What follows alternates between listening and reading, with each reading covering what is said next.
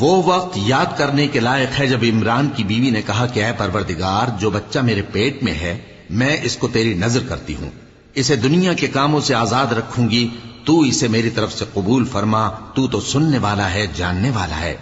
پھر جب ان کے ہاں بچہ پیدا ہوا تو کہنے لگی کہ پروردگار، میرے تو لڑکی ہوئی ہے، جبکہ اللہ خوب جانتا تھا جو ان کے ہاں ولادت ہوئی تھی، اور نہ ہوتا لڑکا مانند اس لڑکی کے۔